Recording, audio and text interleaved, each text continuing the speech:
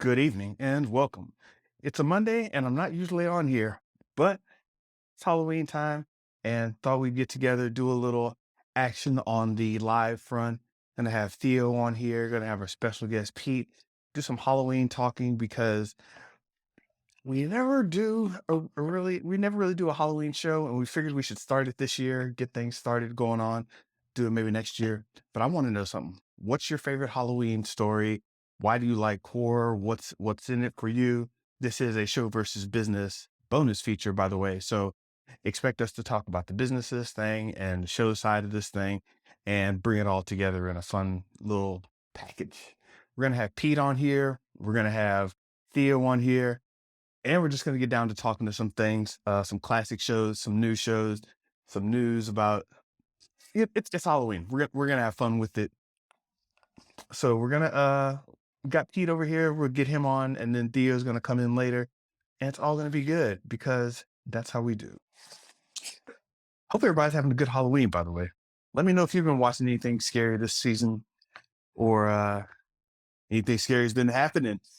What's up, Pete? What's going on, man? Good to see you. Good to see you too, my man.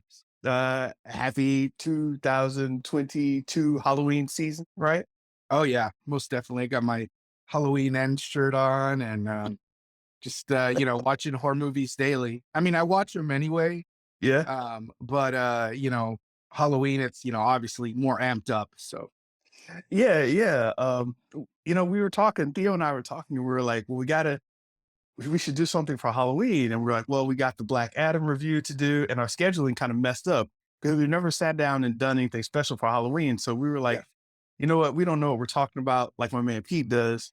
Let's get him on the phone. Yeah, man. Thanks for having me. I'm always down. You know me, I'm always down to talk about anything, movie wise. But when it comes to horror movies, like, I that's really where I get into things. I mean, to me, with horror movies, there's such a deep conversation, I feel like, because Oh, the stigma on horror movies is it's just like gory and brutal and violent. And yes, it is those things, but there's so much more of a deeper layer with horror movies. And I think that's part of the reason why I love horror, because it's not just surface level stuff. well, actually, that's a very good point. I was going to ask you about this. It does seem like all those things you said, just the jump scares and some of it goes cheesy, some of it goes really psychological, dark. There's a wide variety of horror, but what got you into it, and then what makes it seem so deep? Um, well, I watched it when I was a kid, Okay. growing up in the 80s, parents are crazy. They let you watch whatever, Yep. if you remember the old day, like HBO feature presentation video, that was like a Yeah. big deal, to watch it back in the day. When you saw that flash late at night, you were getting something good. And I always remember horror movies. Like I remember seeing like Hellraiser, when I was like way too little to be watching Hellraiser. Yeah. But That was really intense. like, yeah, I mean, but it was really like Halloween for me, that for me really like got me into it. And I think for What me, I the think for Halloween me, movie?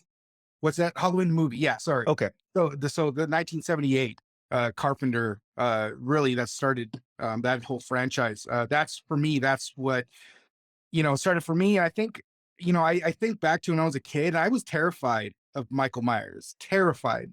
And I think it was, because the mask, like that emotionless face and the fact Mm, that he was just this regular person who was going after these girls. Like he was just nope, like he just like picked Laurie Strode and said, "You, like I'm gonna come after you." And there was no thought process behind it. There was no nothing. And so to me, that was just like terrifying. That's scary. And so as a kid, it really like that leaves a impression on you. And from there, it was like like Friday the 13th, Nightmare on Elm Street, yeah. Child's Play. I was a big fan of the April Dead movies. Actually, more of an Army of Darkness fan, honestly.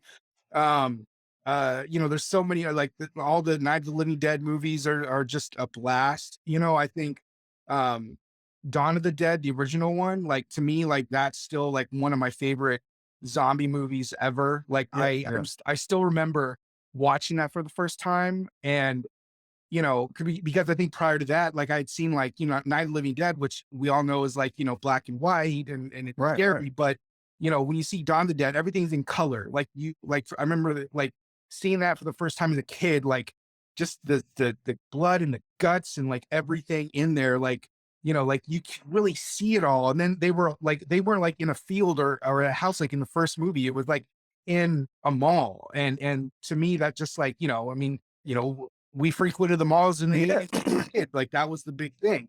And so to Totally. combine all those things, like it was definitely like, it freaked me out for sure. Yeah. And we got another dude freaking us out right here. What's that, baby? What's up, guys? Sorry, What's up, Theo? late trying to run around. What's up, Pete? Sorry about the Dodgers. Sorry about the Ah, Oh man. yeah. We're not going to talk about that. Dodgers. What about them Cowboys? Well, you talk about that. We can talk about that one. This another horror show going on here? Yeah.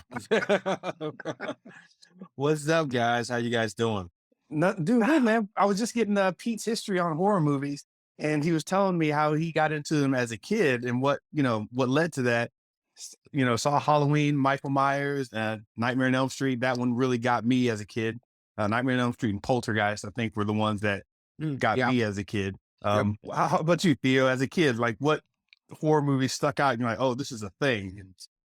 Yeah, I mean, definitely those two. I think Poltergeist was like the first kind of like PG horror film they wrote because I think it was produced by Steven Spielberg. Yeah. Or did he direct it? I can't recall. No, he produced it. Interesting about that is, oh gosh, Toby Hooper, I believe. He directed Yeah. Chainsaw Massacre. He directed Poltergeist, and Spielberg was a producer on it. So it's interesting that whole mashup of Spielberg and Hooper. Like that's an interesting because Yeah, of how they are in the extremes when it comes to horror. And, obviously, Jaws with Spielberg and Texas Chainsaw Massacre with Hooper. So No, that it is a good matchup because I always remember that meat scene, right? He's like digging in his face, and it's just like, what was that? oh, for real. No, that is a trippy scene. And, watching the behind the scenes on that scene specifically, especially when the guy goes into the bathroom and he's like ripping his face off and like watching like the behind the scenes about that and watching the actors talk about that. It's really interesting and just an eye-opening thing when you're, kind of learning more and more about how they made the movie and just special effects in general. No, I love it. I love it. So, yeah, I mean, those are the two. I mean, the biggest one. I mean, I didn't see it when I was younger, but I always heard about it. It was Exorcist, and it was just like one of those I did not want to mess with. Grew up in a religious home, and so that was just like, you watch that, you gonna just be part of the devil. So I never, yeah. So I didn't be a part of that. So that's a good question, Theo. As a kid, were you like, were you pushed away from horror? Were they like, hey, it's okay for you to watch this? Or how was that in your household? Yeah, absolutely. We didn't mess with that kind of stuff. So it was so we had to sneak around, or I had to go to sleepovers. Back when kids did that thing. You'll watch, Chucky or stuff like that. Oh yeah, I'm watching something scary. So I got my horror from like comic books, video games, books, Steven Spielberg. I mean, Stephen King. Things like that. Yeah. Oh, Stephen King, forgot about him. In our pre-discussion, we forgot to mention him. I was when I was a kid, what they did was they would let me watch some things, and if I couldn't go to sleep, if I slept with the light on, or if I came into my parents' room complaining about nightmares, that was it. Oh, they're like, hey, if you can't handle it, you're finished. It's a wrap. You're cut off. So I was like, all right. Well, it's funny you bring that up, Ben, because like when I was a kid, I actually had a lot of paranormal experiences. And I think that for me intensified my love of horror because I was experiencing things firsthand. Okay. There was a house I lived in, and I always tell the story just because I remember it so vividly. I was at home and I must have been like, I don't know, 8, 9 years old. And, old enough to know like something was weird. Right. And I remember sitting in the front room and we had like the kitchen that looked out in the front room area. So imagine I'm sitting like this in the kitchen area, like the window is like right behind me, right? Right. So I look up and my dad's like working on something. I'm like, Dad, I must have said dad like 5 times. He's like, you did dressed like for work and he's working on something and he's not turning around. I'm like, what the hell? Like, what this?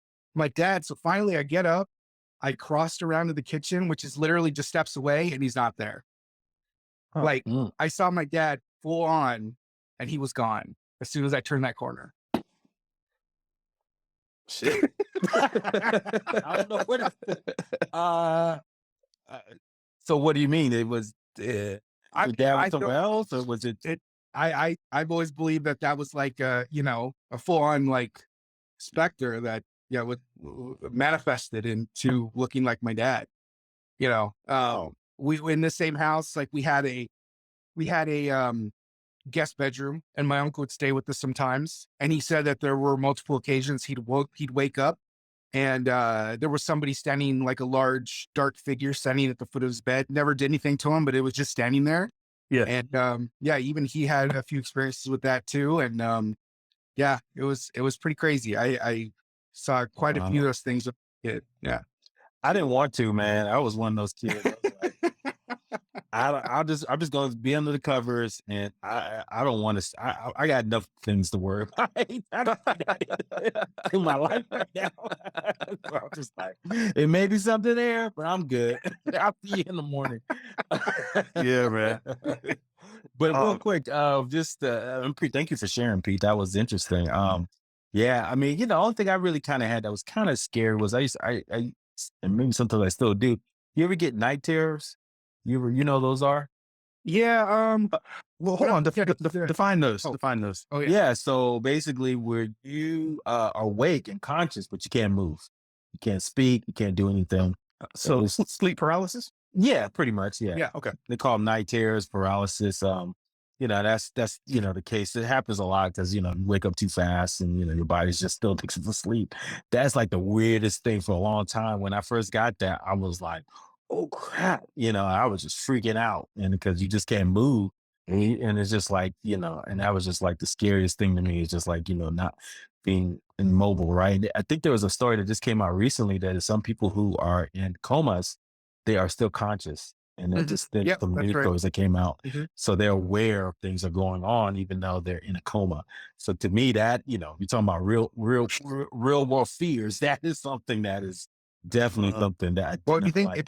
if you think back to Kill Bill, remember when Uma Thurman's character is in the hospital and she's out, but she remembers that security guard being all like creepish, yeah. like with her like that. Perfect example of that right there. Yeah. So, yeah. So we're getting to real terrors, Mr. Benja. You got one? Uh, um. I well. I c- I do. I did have that as in late high school and going into a little bit of college. I did have a little bit of that going on. I was actually trying to control my dreams, and Of course. I had I went to the library and was getting all these books on sleeping. I couldn't find any like street level barbiturates. I wasn't going that far, but I was looking for like different foods and substances I could try to, mess with my sleep experience. And unfortunately, it actually worked. So, I started being really conscious during my dreams, but every so often when I had one of those weird dreams and I was actually a part of it, the sleep paralysis thing kind of kicked in and I'm kind of awake and conscious and partially acting on my dreams. Yeah. And it got really weird really fast. And it freaked me out, messed me up, and yeah, never went back to it. Now I try to keep a good night's sleep. And Yeah, messing with it up. nah, man, that's parts of the brain I should never have gone down. But Maybe you write some stories on that, man. I would love to understand that. Yeah, so I love it, man. So anyway, I guess do we want to go back to Imagine Terrorists now? actually, one quick question: Did you guys ever play? Um, did you guys ever play hide and go seek in the dark? Yeah. Okay. As a kid, we did that. I mean, I would always go. A lot of times, I would go home for the holidays, and we played that one year in Mississippi. So it's like the dark day Mississippi forest, cotton fields, dilapidated houses. now that I look back on it, it's like total horror movie material, right? Just about 10 or 15 kids. The parents all, hang out at the house, at one house, and they're like, hey, we're just going to be here hanging out. You kids go outside and play. And we ran like half a mile away to these fields and everything to play hide and go seek in the dark. That was some dumb shit. That I mean, like hiding in abandoned cars, no lights. I'm talking like no street lights or anything, just the moonlight, people getting lost and dumb stuff. Love our And now, still alive. yeah, and now you're talking about you should write something on that. I immediately thought back. I was like, that's a good screenplay. Hide and go seek in the dark. Trademark right now. Well, I used to live in the city, and so we would I lived in an apartment growing up, and so we was hide underneath the apartment complex, right? And so there's some crevices and stuff inside the apartment, and you would go down in there. And I thought that was the coolest place. I said, this is gonna be my little clubhouse, right? So I brought my stuff down there. I'm talking about like, I mean, really deep in some crevices and underground, and never thought anything about it, right? At the time, just a kid, you're not thinking. And I mean, earthquake or something like that, I'm good. I'm done for, right? Or it's like, I mean, literally, like no one could find me. I was literally that far inside these crevices underneath the apartment complex. So, but we loved it. It was like a maze, to have fun in. So, stuff like that, it's harmless now, but that's probably why I don't mess with horror films too much now. I got kids, so I'm like, because your mind is already predisposed, thinking like, oh, they're just also like they're quiet for like 2 minutes. What happened? And you freak out. So you just like, the horror films, they bring all that back, unfortunately. Definitely. Hey, so Pete, we had a question. We were talking earlier, and Halloween came up. The movie Halloween. There's the reboot trilogy that happened. So it was just Halloween, Halloween Kills, and then this new one, Halloween Ends. Apparently, there's a lot of controversy out there, controversy. you know, and I watched the trailer, but I didn't know there was controversy behind it until Didn't know either. I talked to you, man. So what's going on with this movie? I think a lot of people are upset with the way it ended, in terms of, what they were expecting with how to treat this last Michael Myers versus Laurie Strode showdown, because this really is it. Like, we're never going to see Jamie Lee Curtis in Halloween again. Like, this is done deal. And so I think people weren't happy with the story. I think part of the problem is a lot of people, and even I'm guilty of this myself, is looking at it, not objectively. If you look at it as just a movie, it tell a concrete story, it has a clear arc, it knows where it's going, and it ends with that arc that really it started in the first movie. And then you're really going back to 78 with Carpenter's first Hmm. first Halloween movie. Real quick before I forget, did Carpenter produce these? I don't know if he produced it, but he was part of it. Like, they were not going to make this movie, like even 2018, without his blessing. And he read Okay. the script and he seemed happy with Lester. it. So yeah, he gave the blessing, and that gave them the okay to go ahead and start this new legacy sequel trilogy, whatever you want to call it. But I think, there is a bit of there. You get back to Halloween Ends, there is, not as much as Michael Myers as probably you would hope. Oh. But it's I don't know. I Did they don't know. pull a Last Jedi? What's that? Did they pull a Last Jedi with the audience? Ooh, I kind of want to say yes. Mm, Like, I'm actually like, I haven't watched Last Jedi in a long time, but I actually thought it was fine. Like, I didn't yeah, think it was terrible, but I thought it was fine. Yeah. Same. But I knew, like, it just tore the Star Wars fan base apart. Yeah. And similarly, you're seeing that with the Halloween franchise. Like, Mhm. people are tearing it down. They're calling it trash. They're telling it it's terrible. Like, and that's where I talk about, people looking at things subjectively versus objectively. yeah, And like I said, the film brain that I have, like, I'm like, oh, okay, the movie isn't bad. It's fine. It's yeah. just not the expectations that we were hoping for in terms of Michael Myers' last movie in this trilogy and where they wanted it to go. Yeah, so from my understanding, high level, no spoiler, it was basically more about the city and the people around the two mains, Michael Myers and Laurie. So I think people were like, "Hey, wait a minute, you're supposed to finish up talking about them, and now you're trying to, spin sequels, or you're trying to go Yeah, setting up outside stuff. the." So Well, yeah, the thing about like these iterations, and the mhm, director David Gordon Green has been very vocal about these being very thematic, right? So 2018, there was a lot of Me Too, Time's Up, right. that was driven a lot with that. In Halloween Kills, he was very vocal that he wanted to mirror the uh what is it called? The like the lynch mob, the people gathering in a large crowds, just kind of not just hearing maybe one piece of information and then just going off that information and Hmm. becoming this kind of this angry mob, right? Like he wanted to really vocalize that and really project that in film, and he did that in Halloween Kills. And then this one, I think for me, I haven't really read. I mean, I've read some of what he said. He calls it he was trying to tell a love story, which I've seen it a few times over, and I'm like, okay, I get that. I'm not sure that was the right way to go.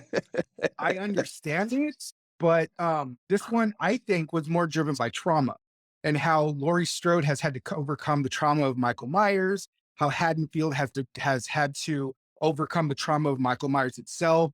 You know, there's a character in there who's blamed for a death, and he's looked at as like a kind of a Michael Myers ish. Not he's not Michael Myers, but they look at him because Michael's disappeared for a while, so they need like a new quote unquote boogeyman.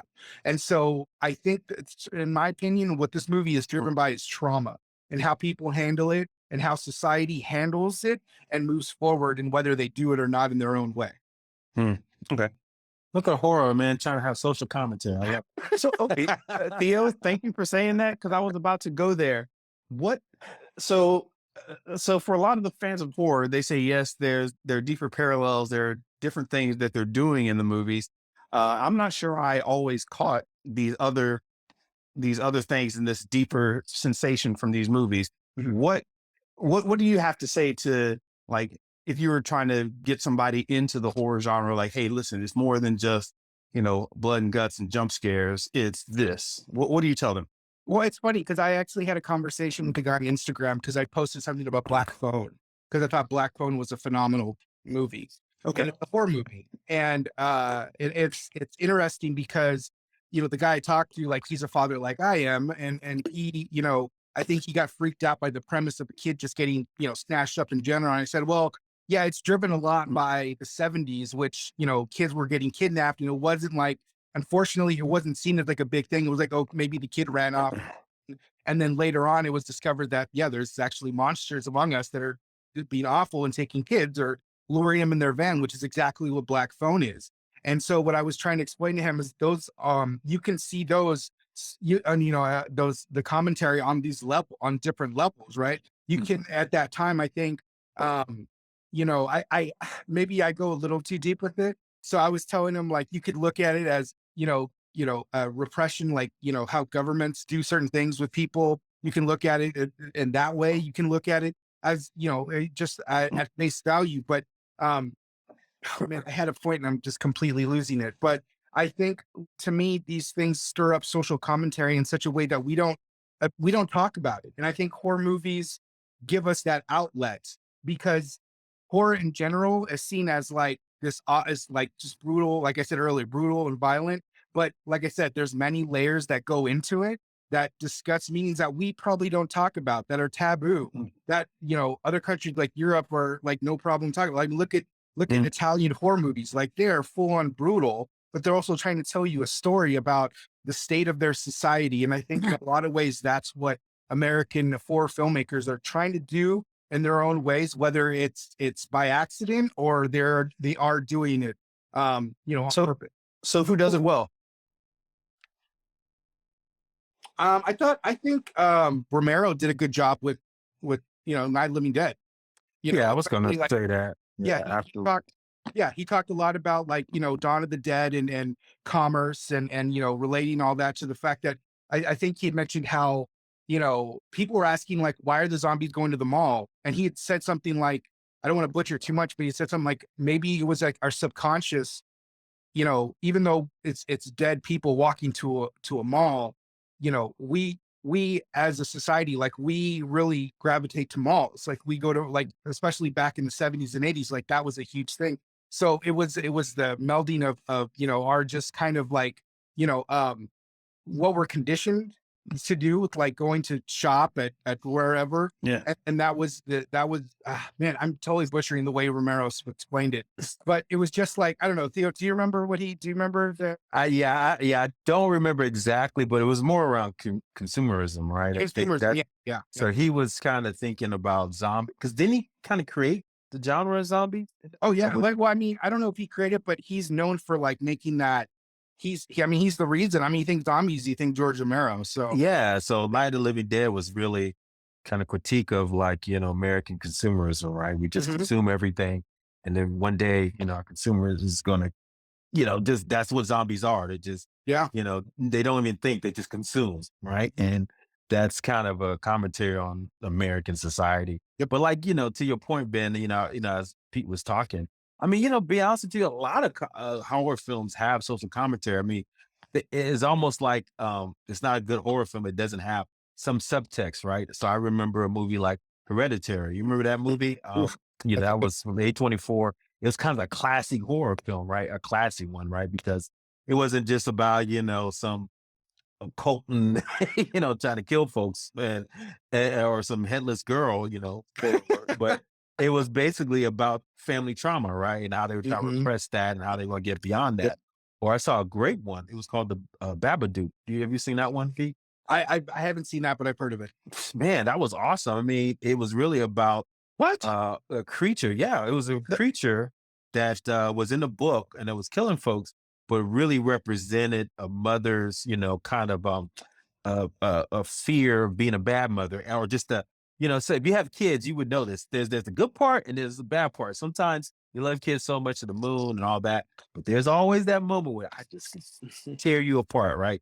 yeah. And that Babadook represented that side of the mother, and she was trying to repress that, but it came out in a physical manifestation until she realized, the love had to overtake that. So, or like Mama, remember Mama? That Mhm. was a very similar kind of concept about family. Miss, what's that? Midsummer? No, Midsummer. saw Oh, that. Yep. Very yeah. similar about, how we try to take over, other countries but they, that's, or put our culture on their culture, and it's not really how it is. We don't really understand them. So anyway, I can go a list of a lot of horror films that are kind of classy horror that's trying to tell you something. Even remember Hostel back in the day? That was like, God. big, where the tourists will go into these places and, oh, we're gonna have fun and go have fun, and come to find out, they're the ones that were going to get tortured by by the residents. So anyway, I digress, but I think there's just a lot of social commentary and horror, because to Pete's point, is kind of like that's the way we can kind of visually, like, you can feel the like what they say, message, you're gonna get this message, right? With the head chopped off. Waiting for the Keenan Apper Wayne skip. Yeah, message.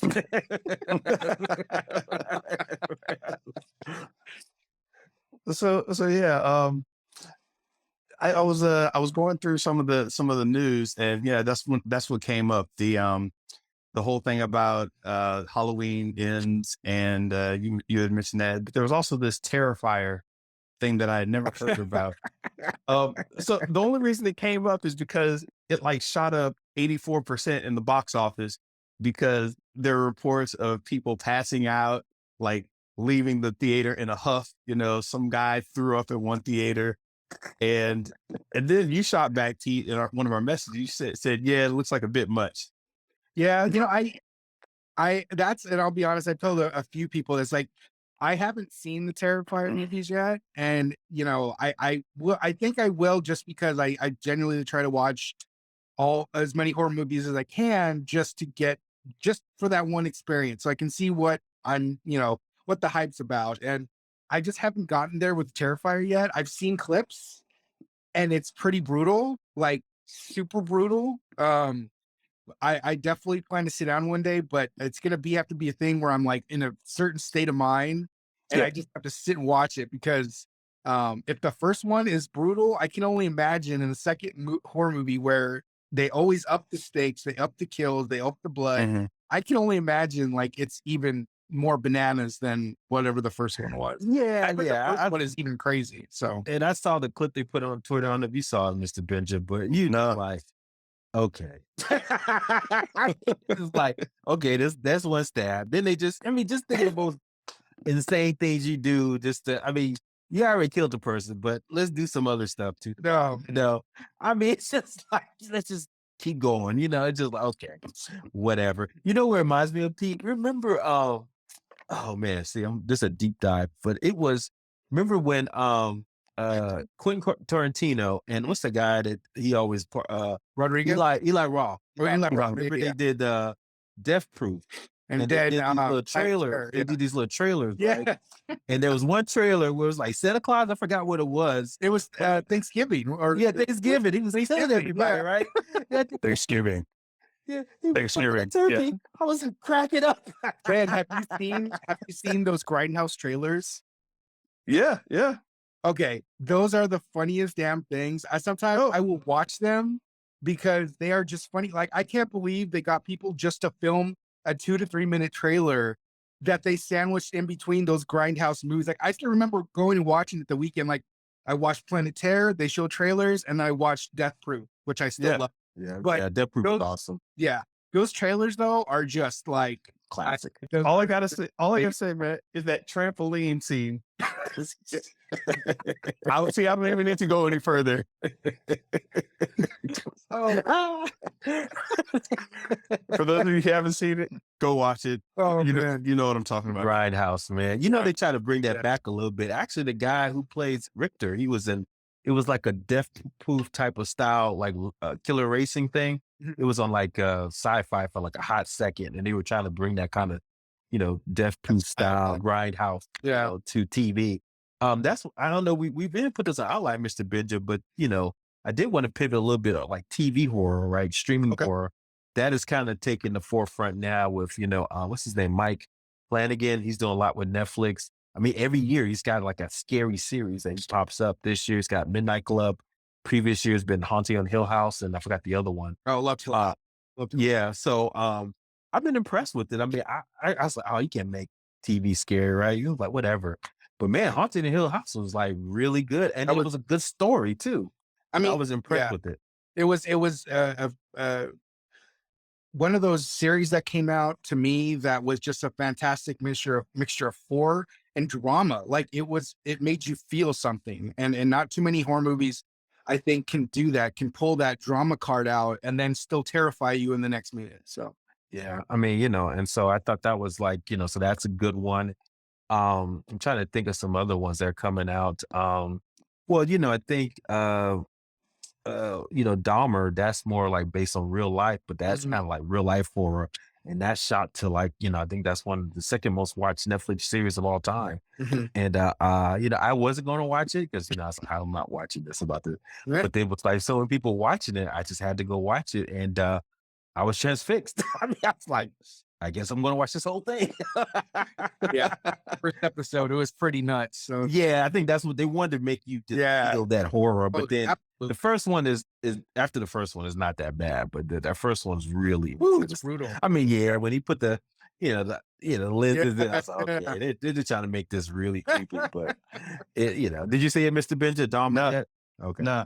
So those are the ones. I don't know. Pete, you're the resident horror guy. I mean, any TV shows you recommend from a horror standpoint? You know what? It's interesting because like they're starting to do those now. We talked about Hill House. They have the Chucky series on Sci-Fi, which That's is a right. continuation of the original series. I don't. Chucky never died. Chucky ain't never, Chucky never gonna died. No.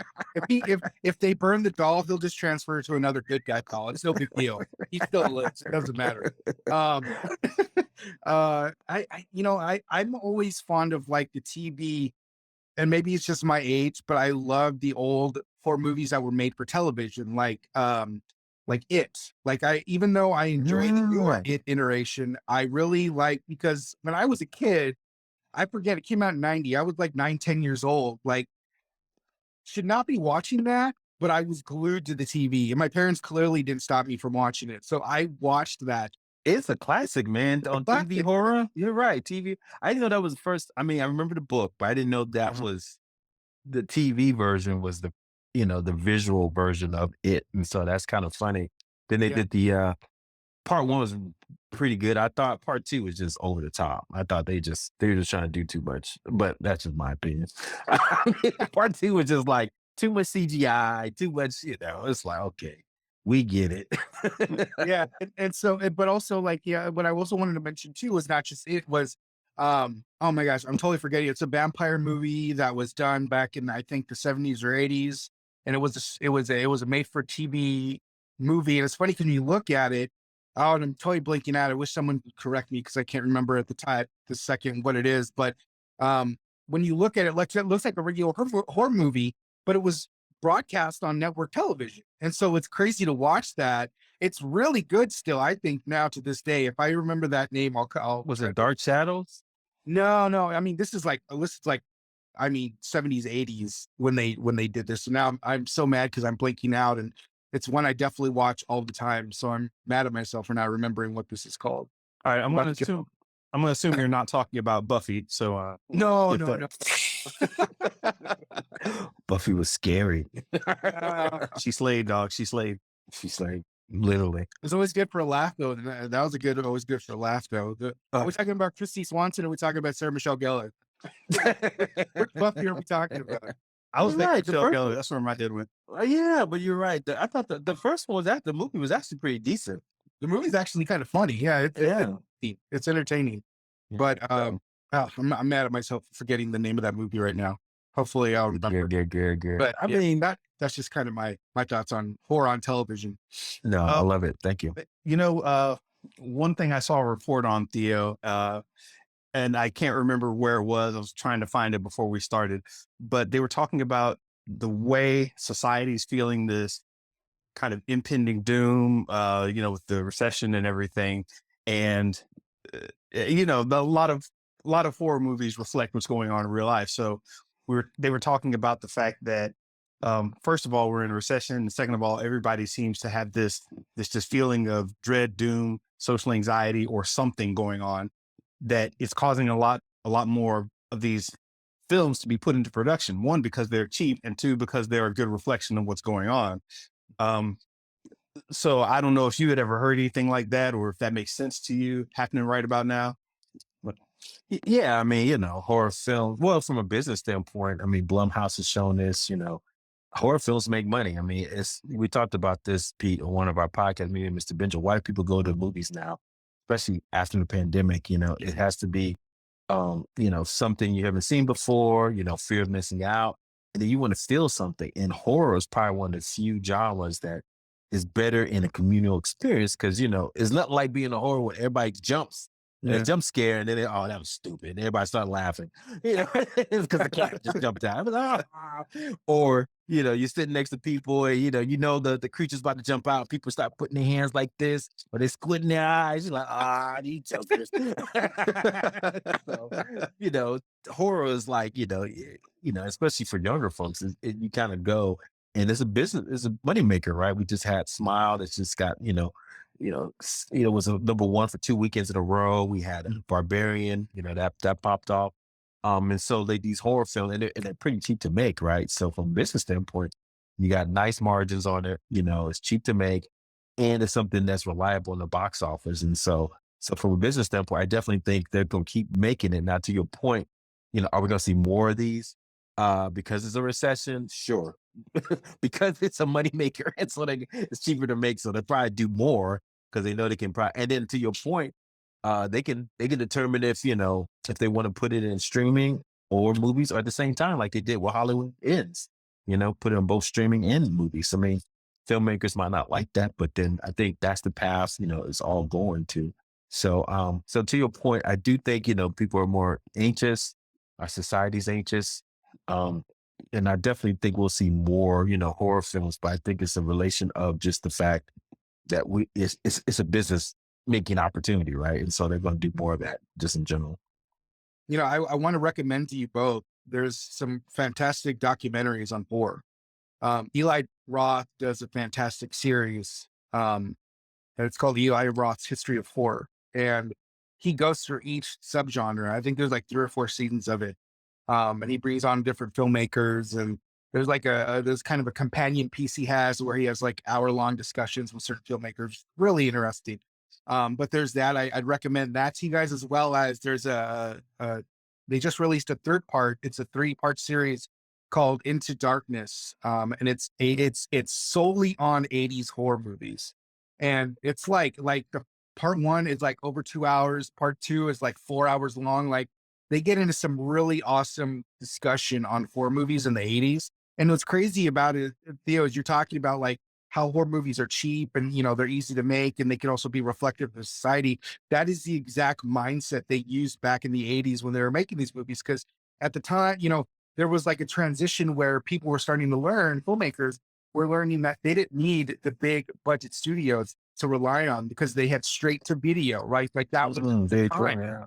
And so Very filmmakers press. started to rely on that. And so that's where you started to see the more, cheaply done horror movies, but are like now like cult type, classic type films made back then. And so it's interesting that you bring that up, because I think there's like an interesting parallel between like now and then, and how like, it's not necessarily imitate art, not necessarily like an imitation type of thing, but just a lot of similarities you're bringing up that I remember listening to in that 80s doc. I just Yeah. say there's 2 studios that just recently, started, A24 and Blumhouse. They built their studios on horror, right? Don't forget about Yeah. Monkey Oh, yeah. Paw. Monkey Paw. Oh yeah. I mean, yes. But Jordan Peele, he just is entity in itself. I'm talking about like a studio. I mean, Blumhouse, I can't, do you remember what the first Blumhouse movie was, Pete? I'm trying to think through that. We don't have the luxury of the internet with us right now. First, He's like, first one that consciously came to mind for me was The Purge, which is a different type of horror, like yeah, a Yeah. society going mad Yeah. thing. yeah, Purge. And then A24, obviously, like I told you, Hereditary, and they did some other horror films. Did you see the new ones they just did? They just did a whole trilogy, which is interesting. Ty West, and he did like he did one, it was like Sex X or something. Then it was like a character from that movie. He did a prequel Yeah. Yeah. called Pearl. Yeah. And he just did another one that showed a sequel, and they called it Mia X or something like that. Yeah. And and I thought that was a genius. It was just like, and he did all of it in a year. And I was just like, wow, man, he did a trilogy horror film in a year. And it was all based on like, the same characters. And so, and that was A24, who's known for, classy, Oscar worthy type films. So I think horror, and then to your point, Mr. Benja, you got filmmakers like um Jordan Peele made his career. He was a comedy guy, made his career based on comedy. Now he's a horror guy. Or the guy who did Smile, I heard he was a comedy guy. He was he's the director. Used to be in the troupe The Whitest Guys You Know, and he directed Smile, right? I mean, not Yeah. Smile, Barbarian. So yeah, so we'll see more and more stuff like that. And then obviously what's it the guy James Gunn, he came from horror, right? Of course, Slither and all the stuff he did there. So yeah, horror is big business, man. I think, you can make your chops in horror and get people talking, thinking differently. You can easily kind of shoot to the top of the ranks. Yep. Absolutely agree. Yeah. Have either of you ever seen Unconsciously, the zombie movie? I have not. Okay. That movie Unconsciously. Yeah, this is a new one. Zombies a Bet said it was one of the movies that just stuck out as a kid. So I was wondering if any of us had seen it, because I had never heard of that one. You know what? I don't think I've seen that. Huh. I'll have to check that out. Yeah, I haven't seen that one either. Either. But thanks. I mean, so many.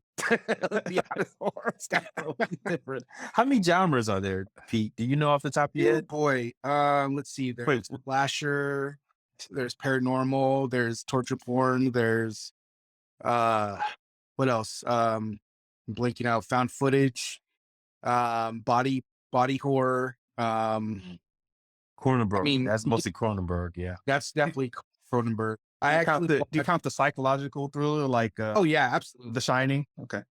Definitely. Psychological. Isn't that more like paranormal though? Like I know they kind of cross. It's Okay, like a Venn right. diagram there. It's tough because like you say paranormal and you could look at you don't look at like The Conjuring and The Shining the same because those are Right. different. Yeah. Like those would be like an example of like a paranormal or ghost story versus like psychological horror type of thing. Um God, there's so many different genres of horror. And then the crazy thing is like, when you think about And it, then, real quick, I don't mean to interrupt you. that's okay. That's what probably just shot Jordan Peele because he, in essence, kind of created this whole concept of what does he call it? Not social conscious horror, but it's like built with he called it something, but it's built, from a black person's perspective, trying to look at the world through that or, kind of mode. And Yep. so with Get Out, so that's kind of, his kind of claim to fame, kind of create his own little subgenre within that. And I'm seeing that, Mr. Benja, we kind of saw that with them. You and I talked about that like what last year, that TV show on Amazon. That's kind of along that same line, right? That kind of horror that's built on more rooted into, the black experience. And so I thought that was interesting. Oh, right, right. I forgot the name Them. of the show. Yeah. Them. Yeah. Yep.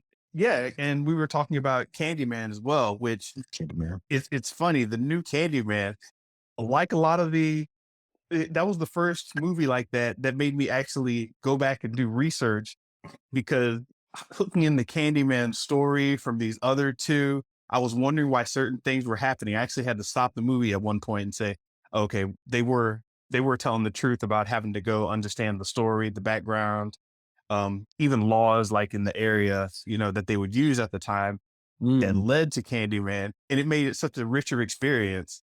And I was like, this is really interesting. And yeah, it's a totally new way of looking at things. And in fact, the way you guys have been talking, I was actually scribbling down here. I came up with an idea for a horror movie. I'll put it out there offline, keep it secret.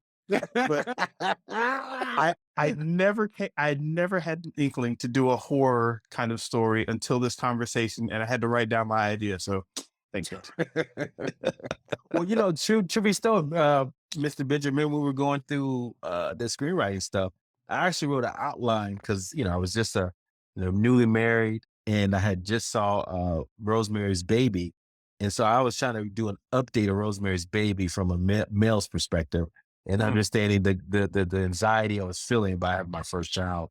So I thought that so to your point, Pete, it could be almost psychological relief because you're kind of exercising some of your worries and fears in a horror film. And so I watched a lot of horror film about, babies get, it's kind of, being pregnant and dealing with that. And that to get me in that frame of mind because I wanted to get, a sense of what was relevant at the time. So I wrote the whole outline, got through like the first act, and I kind of abandoned it at that point. But it was kind of interesting. It was a good relief mechanism to kind of get out of my system. Yeah. No, I totally agree that it's one of those things that for me too, it's like it sounds weird and crazy, but it's kind of like a stress reliever. It can be a bit of a stress reliever for you, kind of like the same way as, playing video games after having a bad day. You guys remember back in the day, we pop in, GTA 4 I can run over people on a video game because we were having a shit day. But it's the same idea. It's the same idea. Hey, really quick little Easter egg. Um, there's a haunted area in Red Dead Redemption, the first one, and a lot of people say that like, hey, I thought I saw something over there, and they're not sure if they're glitches or not. Well, I just want to say it right here. There's some spooky stuff out in that part of the game that happens where people may have thought like, hey, is this? I thought it was over there. Must be a glitch in the game. It's actually some seriously uber subtle things that we did in the game to mess with the player anytime they went in that area. Oh, yeah. Love It it. was purposeful. Yeah, some of those that people are like, oh, there's a glitch here if you try this, this, and this. And some other guy will be arguing in the comments. It's like, dude, what are you talking about? I've never seen this in my life. And yeah, we played with the player just a little bit. Oh, that's hilarious. Love it. I love it. Love that. Yeah. That's how you do it, man. That's how you do it. I mean, yeah, I mean, just imagine playing a game and you're kind of like, oh wait, I thought the door was over here. But it's so frequent and rare and like such a subtle change of like the doorknob being on the other side of the door or something, and you're like, wait a minute. No. Well, going, I mean, so we talk about horror TV, real life.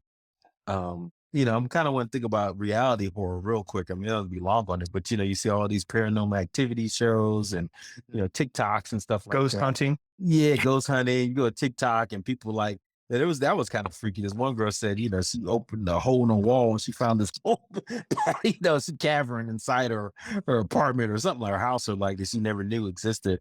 But I mean, with all this out here, man, it's just like, dude, ain't nobody capturing no ghosts. What's going on?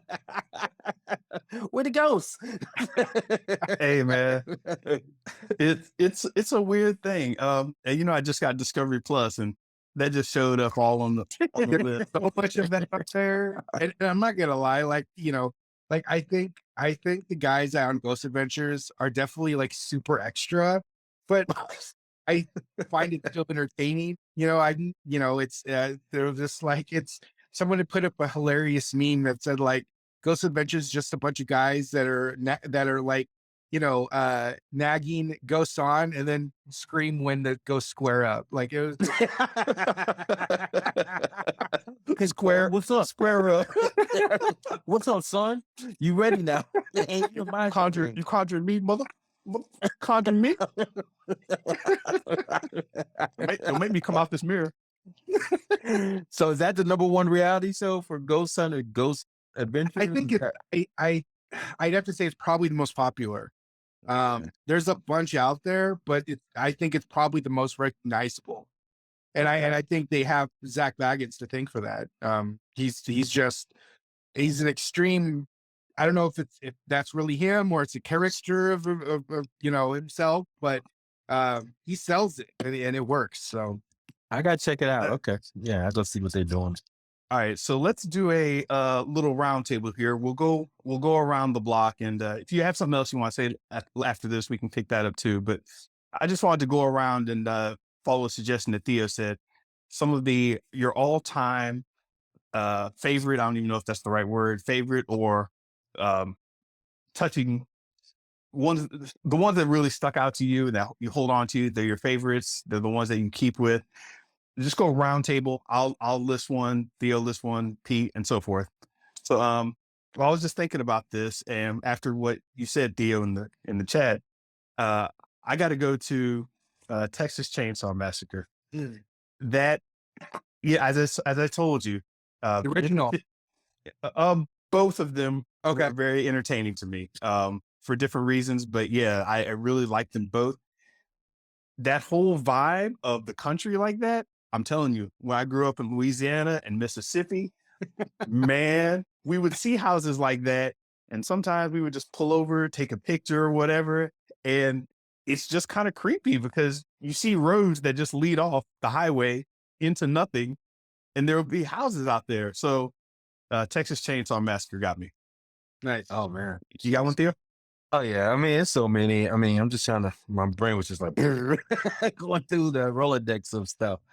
I mean, so all right, this is gonna be off the wall. Not the original, but the one that Josh Whedon did. I know he's person non grata right now, but Cabin in the Woods. I thought that was a really interesting take on that. I mean, yeah, it's still tongue in cheek, but I like how he was saying like, what horror's for, and that's what he kind of explained at the end of the movie, and I thought that was kind of interesting. So Cabin in the Woods, the most recent one, I kind of really vibe with it, what the story is trying to tell about why it was necessary. And the archetypes, right? He kind of broke into the 5 archetypes, the virgin, the fool, the jock, Yeah. all these different archetypes that you get over and over in films, and why they're important. And then also like the fact is the concept of like there was every horror imaginable. The guy didn't want to get killed by, he got killed by. And so that was hilarious. So I liked it. All right. Pete? First of all, the original Texas Chainsaw Massacre is like in my top 3 all time. So mad respect for that, Ben. But I would say probably my all time favorite horror movie, probably is American Psycho. And for me, it's actually not just one of my favorite horror films. It's probably one of my favorite films like ever. I think it's so well done. I think it's another one of those sub commentaries on society, especially in the 80s when you had like the yuppie culture, these kids on Wall Street who had these high powered jobs that didn't actually know what they were doing. And I think,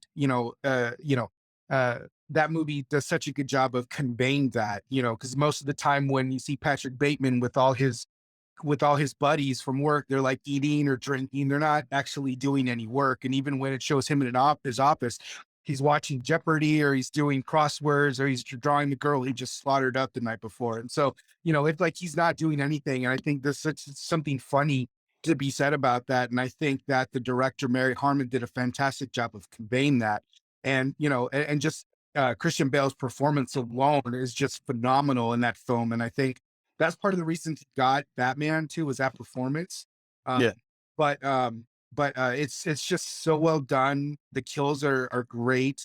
And I think it's one of those those unsuspecting type of horror movies that you wouldn't expect. Because I still remember seeing it the weekend it came out, and it was just like I didn't know what I was getting into, but I was hooked from the moment it started. All Yeah, right. yeah, true story. I remember seeing that late at night one time, and I couldn't understand what was going on. It was like literally, I think I was half asleep too, but it was like, is this a horror film? Yeah, Here's the setting. I was just yeah. like so confused. And so, but yeah, yeah, I agree. It's up there. All right. Very cool. Another one I had was a relatively recent, lot like old school, but Descent really got me. So a bunch of campers, I forgot what you call them, not spelunkers. Or are they spelunkers? Cave explorers. Yeah. They going in the series of caves, like, dude, this hasn't been explored. They've only gone like, so many feet into the cave. No one's really ever gone like a mile in. We're gonna do it. That movie, I don't know why. Well, actually, I do know why. The characters, the way they interacted was so different to me. And instead of them all like huddling together and being scared, you got this new kind of psychological fight between all the characters. Like, no, we're doing this, no, we're doing that. And it's like, oh, conflict, and the way the characters played on each other and the way it ended was totally awesome to me. So that actually ranks up there in mine. I mean, is it horror? Is it? Descent? This was. Oh, I always like this one. I mean, because this was like blew my mind. When it came out, got on the map, right? Um, the Sixth Sense. That's Oh, yeah. Night sure, Shyamalan, sure. and it was just like I mean, it just, that twist of this day was amazing how he set that up. And I don't think he'll ever get to that point again. He's never been able to top that one. But I mean, the story set you up so well that it's just like you forgot you were watching a horror, pseudo horror film, right? And then it is a horror in the sense of the guy's tragedy and, what the realization was for Bruce Willis's character. And so yeah, so to this day, I mean, I kind of like heartwarming horror, if you will. I have Oh. some other ones on that list. So that's actually a good one to watch reactions of. Go to YouTube and watch Sixth Sense reaction. Yes, you'll relive it. You'll see what I mean when you watch this again. Yeah, that was the other one too. That's kind of like heartwarming horror. Do you remember? What's it called? With Nicole Kidman. Was it? She was a ghost. I think The what? Yeah, I forgot what it's called, but it was really good. Really I know what you're good. talking. Yeah, The Visitor or something like I can't remember. But, Something like yeah, yeah, yeah, something like yeah. But it was really good about her kids and the family and what that meant, and so stuff like that. Ghost stories that kind of warm your heart. oh. What you got for us, Pete? Well, I've been talking about like slasher movies and more serious horror, but let's have a little fun with the next one. I'll go with Killer Clowns from Outer Space, which is Oh, deep dive. I was between that and remember Night that. Creeps because I feel like that's actually like another subgenre of horror because in the 80s you had these campy B movies like Killer Clowns or Night of the Creeps that meshed a lot of different genres together, and they were very successful in doing this. And Night of the Creeps does a fantastic job of mashing up zombies and aliens and slasher. Like it's nuts. If you've never seen Night of the Creeps, I highly recommend it. But I'm gonna go with Killer Clowns from Outer Space because it's so I freaking love it. I love it. title. Think about that title. Like, you're like, what is this? What is this? And it's just, It's freaking crazy about these just clowns that just come out of nowhere, literally from outer space, and their guns turn people into cotton candy, and that's how they drain the blood from humans to Of course. oh my Makes sense. god, Makes sense. it is so funny. As When I was a kid, I was freaked out by the clown. Those look terrifying, but yeah, as an adult, I'm just like more just like I laugh. It's a good time for me now when I watch the movie. But for me, it's one of those cult classics I can never turn off when I see it on. I I totally remember walking through a Blockbuster Video, an old VHS store, and I used to be kind of fascinated by what stuck out on the box, even as a kid. Yeah. So the marketing got me right. Um, and when I saw Killer Clowns from Outer Space, I was like, "What? That's silly. That's weird. That's stupid. Ooh, I like it. Let me look at that." Yeah. And every time I walked by in the theater, I mean, the video store, it was always kind of there. Somebody was always picking it up, buying it. One of those cult classics, totally B tier. But yeah, Oh yeah. you got that one, Pete. That's a good one. Yeah, it's entertaining. It's with all the different subgenres of horror, it's always nice to have like a fun horror movie you can just sit back and just kind of enjoy and laugh at. And movies like Killer Clowns and Night of the Creeps, I think, are perfect examples of that. Yeah. Um, I really liked this one. It totally got me because I'm usually more of a sci-fi fan. So as a kid, I really dug Alien. Oh man, I was gonna say that one. Oh, you I had to throw that one in there. you stole it. Because I go back and watch it again, and I'm actually invested in the story and the characters, and and that was pretty unique for me in terms of like how it compared to all the other horror movies, where it's like, oh no, I want to kind of know what happened with the spaceship and Mhm. the exploratory expedition. I don't That's even a know if I classic. need to explain it, but yeah, Alien just is up there for me. Yeah, yeah. I mean, that's a classic, Mr. Benji. You hit the nail on the head. I mean, from the design of the creature to the whole backstory, who these folks are. They weren't like, they were just workers. They, blue collar workers in space. I mean, it's just like, dude, I want to know the whole universe of aliens. They never Yeah, explain that. I mean, they try to do it for Prometheus, but still kind of not there yet. But I thought, and then just the way the creature killed you, it was just like so unique. It was just like, oh man, I'm okay. Everything's okay. Ah! Yep. And then you like this little creature, going around. And next thing you know, it's this creature that's just, got teeth and blood. I mean, it's just kudos, man. I mean, that's to me is like the top notch. I mean, because it works on sci-fi level, survival horror, Mm. and then you have a female lead that's kicking butt. I mean, you don't never. Well, she didn't really kick butt until the second one, but she still survived and figured it out how to get around. So She's the final yeah, girl. yeah. So There's always a final girl, right? So yes, I think and it's an update to the killer in the house, right? There's been movies like that, where there's a killer in the house, but now there's a creature in the house. So Aliens up there for me. So I guess man, you took that's a deep cut, man. I was gonna go through that route. So oh man, I gotta come up with something good. I mean, how come we don't? I mean, so I'm trying. I know we say slasher movies, but how come no one gives Jason any love no more, man? Jason's original to me. I know Michael Myers. I know Texas Chainsaw Mask, Leatherface. I know all that crap, but Jason, man, come on with this hockey mask. Is it because he was too derivative because the other ones? But to me, that was the one that just, I mean, I got machete, I got mask.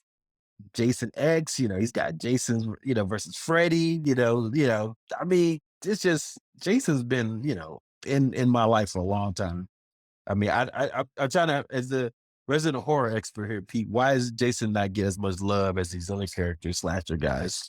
I don't know. Like I actually think that he's like in the horror community at least. He is definitely up there as much as Michael, as much as Freddy. I think public like in the regular general audience, I think Michael Myers is just kind of known because of the fact that Halloween 78 really kickstarted, that kind of Slasher. for the slashers, even though it wasn't the first slasher, it did something in such a way that sparked the 80s movement of horror, whether it be slasher or any other kind of horror movies. But it really got the wheel in motion. And I think it's just Michael Myers' presence, like I was talking about earlier, just that faceless, that this emotionless mask that really freaks people out. But I think there is a place for Jason as well. I mean, I think you know what? I'd love to actually see if there was more Friday the 13th or Halloween. There actually might be more Halloween movies because of the different timelines that were created Yeah. Mhm. from the original movie. But there's definitely more of a, I think, more of a fun quality to the Fridays the 13th movies because it's straight up slasher. Like these movies don't try to connect. It's just Jason murdering people each movie, and they just create a story. I mean, come on, they put Jason in space, which is one of my personal favorites because it's batshit crazy, but it's Loved it. entertaining. I I just loved watched it. it today, actually. I was watching it while I was working. Jason I in was space, like, man. oh my Jason God, like, lives, he gets all that stuff. amped up using their Yeah. technology by accident, and he becomes like hulked out like Jason. Yeah. Like it's so funny. Even the kills. One of the kills, he killed one of the girls with putting her face in like a cryo freeze, and pulls her out and smashes her. Like it's comedy. It's hilarious. Yeah, man. Yeah, Jason in space is absolutely comical. But to your point, Theo, like I actually think that I don't think it seems like he's as popular as Michael, but I think he's right up there. Like I think he's got a huge fan base. I think there are a lot of people that prefer Fridays the 13th over Halloween. It's just I think Halloween just gets more press. I think that Well, I think you said it right. The horror fans really lean towards Michael Myers, but as far as the average person goes, Jason, the hockey mask and the machete, that's so recognizable. So you get the video games, you get in oh fact, yeah, there's a new multiplayer video game. I don't know if you guys have seen that. I have it. Uh, I forgot, I forgot the name of it, but I was on Twitch and I saw these people running around. They're like, okay, I need to turn the generator on so we can power the boat, and they're all running around this crazy area, and I'm like, wait, what kind of multiplayer game is this? And all of a sudden, like somebody opens up a door, and then you see Jason running down the hall, and they're like, "Oh my God, he's here! He's here!" And it's like six people playing this multiplayer game. They all freak out. They're like, "I'm coming to help you." I'm like, "I'm not coming to help you." It's exciting because they do what they would do in a horror movie. It's like you have to make the decision. It's like, all right, that's my Yep. boy, but I might have to let him die. Uh, if he dies, I can pick up his Bowie knife and his meal rations. They're making all these Oh, decisions that's on like hilarious. who's Yeah. gonna live and who's gonna die. It's comedy, Yeah. dude. I gotta look that up. That's a good one. I'm gonna look that up. Yeah. So was that yours, Pete? Friday the 13th? No, No, that was mine. It was really, I just got that's the that yeah. Oh, sorry. I would actually go with I'm tossing and turning this one, but let's go with Scream. Um, that's probably my second favorite horror franchise. Oh, all right. Um, I was kind of iffy on Scream 5. I thought it was okay. It didn't move the needle for me or anything. To me, the first four movies are actually very, very good. Um, but Scream just, I mean, in the 90s, horror was kind of on a decline. There was not a whole lot going on. They did Halloween Part 6 to Chris Michael Myers. That did nothing. Not to mention that a shitload of stuff going on behind scenes that people didn't know about. That it's amazing that movie got made. Horror movies just were not what they were in the 80s because even at that point they kind of had a bit of a decline. But I would say that Scream kind of came in and just reinvented the genre. Mm. They were it was meta. It was making fun of itself and the horror genre, but still was a slasher movie that you could believe and that you could be entertained by. And still at the end with the twist of who the killer was, it was kind of like, whoa, this is freaking crazy because the great thing about Scream and all the Scream movies is they do a good job of teasing who the killer might be, and then giving you a total twist at the end of the movie. Like I just rewatched Scream 4 earlier today, and I forgot how much I really enjoy that one. And I was skeptical after Scream 3 because it had been so long, but you have to remember Wes Craven actually did Scream 4. So when you look at that, and you look at that and what he did, bringing back all the legacy characters and making them totally involved in the story, it actually worked. And you still, had Sydney Prescott as the final girl coming out and surviving from Scream 4. Yeah, dope. But I She's really like. heard she's not showing up in the next one. I guess they didn't want to pay her enough. So Yeah, it's disappointing. Dave Campbell's like, I'm out. Yeah, I mean, I don't know how you do it without her, but it'll be interesting to see how it all goes down. So Yeah, yeah. I mean, you're right. That's the classic. Yeah, good pull. yeah, Mr. Benja, what you got? Um, I just want to make a correction. I said Jason, but I meant Michael Myers for the game. And thank you, Zombies a bit for throwing out the name. Yes, Dead by Daylight is the game. Dead by Daylight. Yeah, it's crazy. Alongside original characters, it includes characters and settings from various franchises: Nightmare on Elm Street, Attack on Titan, Crypt TV, Evil Dead, Halloween. So it brings in all kinds of stuff. But yeah, it's funny to watch people on Twitch play that. I just want to throw that out there. And let's see. The one that put me into Japanese horror was The Ring. yeah. That one really That'll got go on. You just took another one from me. Damn you. yeah, man. Creepy as hell. If you ever played the DVD, you know how the DVDs have intros, right? And you put the DVD in and just let it run. And some of those DVDs have like really interesting ways of just passing the time. We call that attract modes video games. But for this movie, I let it sit in there, right? And after about 35 minutes, because I was cooking and I was gonna like, okay, let me put this DVD on and I'll watch it. Every so often, weird shit happens in the attract mode, like while it's sitting there, just kind of rumbling. Some Easter eggs are in there, some weird stuff happens. So I'm like cooking and I hear somebody like, and I run in the room and I'm like, I've been letting this thing run for like 20 minutes and I haven't heard that sound. And I'm thinking, was that just me? Was that the DVD? I didn't know. Movie freaked me out. DVD freaked me out. Total, that goes in my classics list, definitely. Yeah. Yeah, same here, man. I mean, that's definitely a communal experience. I remember seeing that in the movie theater and just, people being freaked out, reveal how you look after it's over.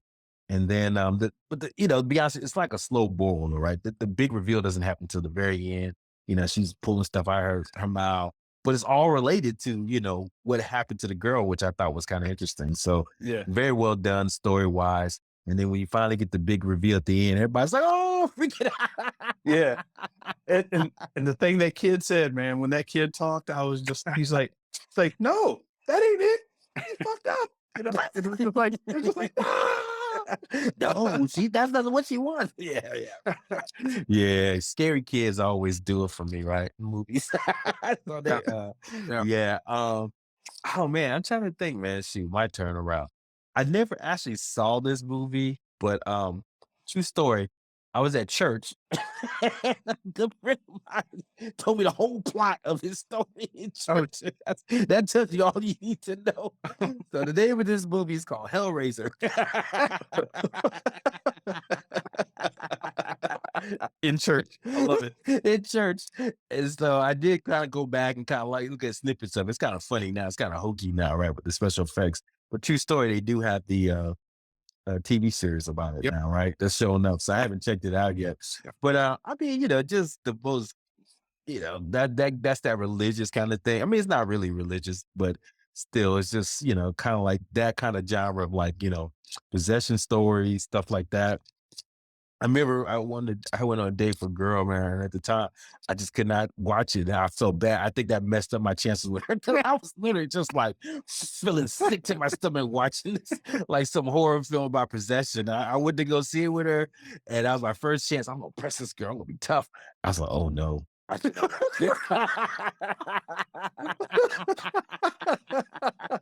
Oh man. And she said, "Are you okay?" I said, "Yeah, I'm okay." Like yourself on that one. I did, man. I should have went to go see something else. Man. Man. Oh, And man. it was never the same after that. I was in the friend zone for life after that.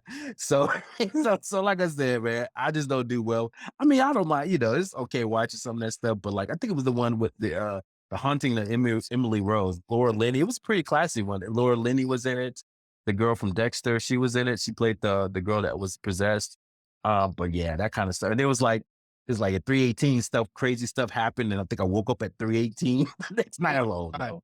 So yeah, stuff like that. I just, the religious type horror stuff. I ain't got time to open that door, man. I'm good. So, but yeah, those are kind of so Hellraiser, that stuff. Those are kind of up there for me. Those are just like wow. I don't want to watch them, but they are pretty up there for me when it comes to like horror. All right. What you got, Fee? You gonna round us up? Yeah, let me end with a newer one. Newer, I would say probably in the last like 5-6 years. It's a found footage movie. It's called Hell House LLC. This is a movie I just happened to stumble upon. I was watching Shudder one day. I think I fell asleep. I woke up and I left Shudder just running, and I woke up to the ending of it, and it was really crazy because it's a really for being that it's a cheap, low budget found footage movie with like no star actors. Like they do a very good job of making it seem like it's real. They throw in some YouTube videos because basically it's about these like 6 friends who during October like rent out places to do like a haunt.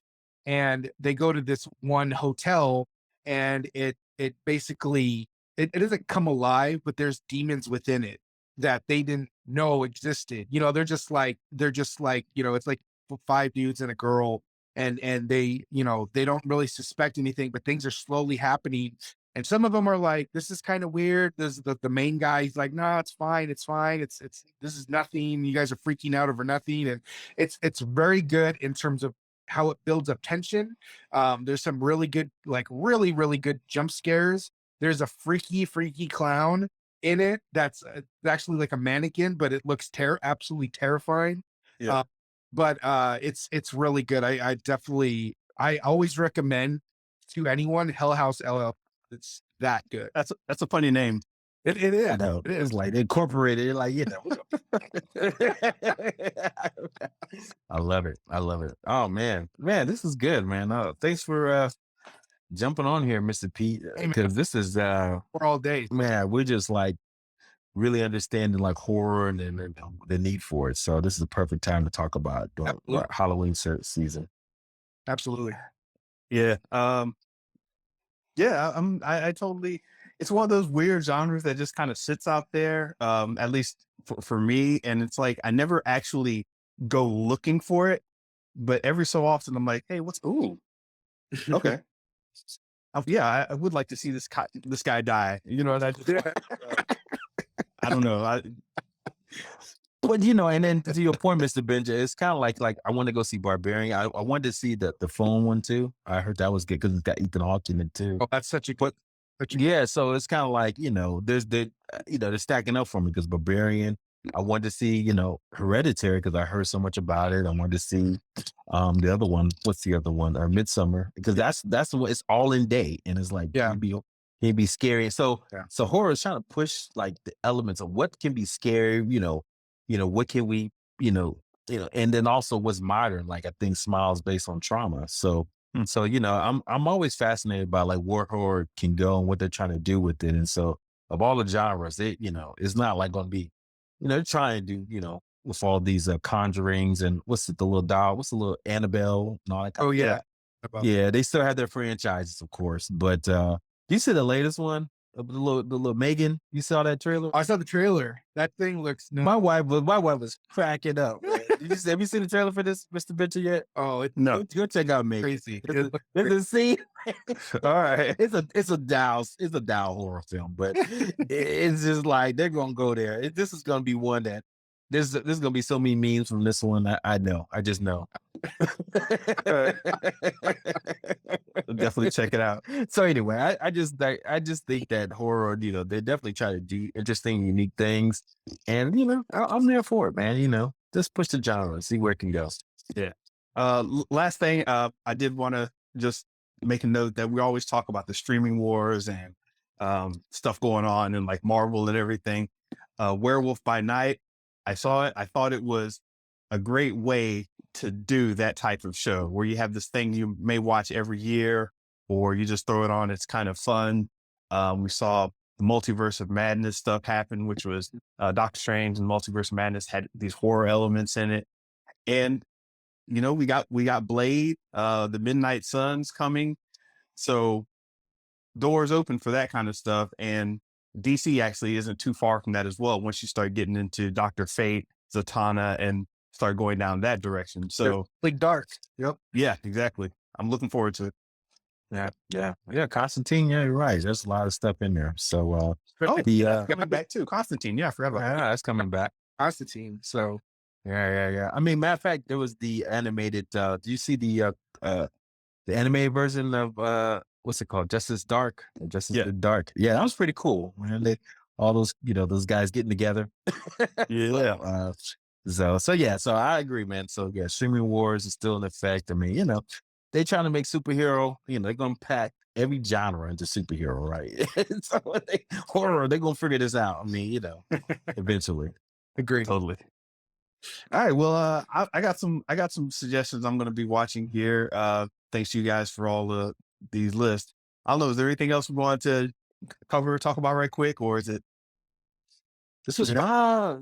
Glad. Pace and Pete, thank you for joining. I mean, where can everybody check you out? I know you did a Halloween pod for a while there. Are you still doing that? What Yeah, what you got in the books? While, but we're going to be jumping on pretty soon to do our review of Halloween Ends. I actually was invited on a podcast a couple days ago to talk about Halloween Ends on another podcast, which was pretty cool. So I'll post that when that becomes live.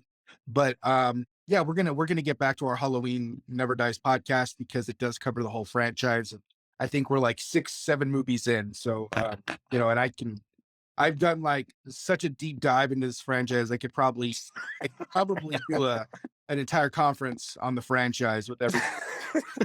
It'd be totally fine with it. What would you call it? I don't know. Honestly, I don't know. Pacing Pete's Halloween Murder Con. There we go. MurderCon. Like Love that. it. I'm sure they got one though. Like that, but awesome, man. Well, go check them out wherever, Twitter, anywhere else. Anything else? Any other projects you're working on? No, Shout out. I wish I could, just the podcast, which is, like I said, we'll be recording soon. But other than that, you can find me at Pacey Pete on Instagram and Twitter, and always happy to talk more. Awesome. Yeah, man. Listen, Let us know. Benja. We'll let us know when that happens. When it comes out, and we'll shout you out. We'll be guest on it if you want, as always. So Okay. cool. That'd be awesome. Go ahead, Theo. Yeah. Well, hey everyone, thank you for listening. Show versus Business is what we do on Wednesdays. Well, this is Monday, so look. But check it out. This will probably be on pod that we'll put out there shortly. This will be our Halloween special pod. Probably do another pod on Wednesday where we go into the news. But yeah, we definitely talk about business side and the show side of all show business. So we try to talk about a little bit of everything. So go listen to us wherever you listen to podcasts. That could be Google, Podbean, Spotify, Apple. Just go check us out. I heard a friend contacted me, said she was listening on Audible. So we listen to podcasts on Audible. Yeah. I guess we're on Audible. Yep. Yeah, go check us out. Pete, we've almost at 100 pod. I mean, so we've been doing this for a while, pretty consistently. So we're excited about it. So we're gonna big 100 pod extravaganza. That's awesome. No, man. So thank you. You've been part of several of these. So I appreciate you, and hopefully here's to another 100, another 1,000. We're gonna keep this going as long as there's Disney material.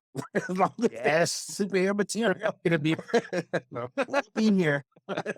We might be 80 years old. We might have to pass it on to our kids. Yeah. But guess what? Because guess what? They will be doing these movies. See, they try. Yeah. Cut me off. They try to cut me off. We'll be doing these movies until long after we're dead. So yeah. That's an amazing concept, and I love it. All right. Well, cool. I think that does it for us. Theo, thanks for hopping in, joining on this one on a Monday. No, it's outside of your normal schedule. Pete, definitely thank you as well. As Theo said, you know where to find us, you know where to catch us, check out the podcast, give us a comment, give us a like. Don't forget, it's not just us showing up on Instagram. It's also the bigger, more in-depth podcasts. So you're going to get the small news ones and you're going to get the more in-depth ones. And once in a while, special holiday or seasonal episodes like this. Thanks for joining in to Show versus Business, Monday night, Halloween spectacular, whatever you want to call it. Thank you all. Peace. Peace.